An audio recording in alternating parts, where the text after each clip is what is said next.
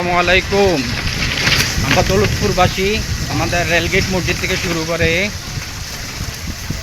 সাহেবিতের জামে মসজিদ পর্যন্ত অল্প একটু বৃষ্টিতে আমাদের জলাবদ্ধতা দেখা দিয়েছে। দেখেন, আমাদের জলাবদ্ধতার কারণে আমাদের কোনো মতো শিক্ষার্থীরাও স্কুল কলেজে যেতে পারতেছে না।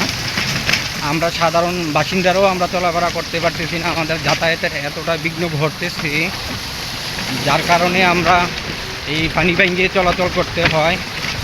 মাননীয় এমপি মহোদয় মনিলক আমিনুল ইসলাম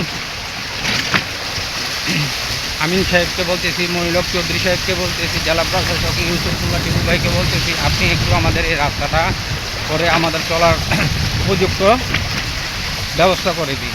দেখেন, এই যে আমাদের গতকালকের বৃষ্টিতে এই যে পানি, এইসব পানি ভেঙে আমাদের এই যে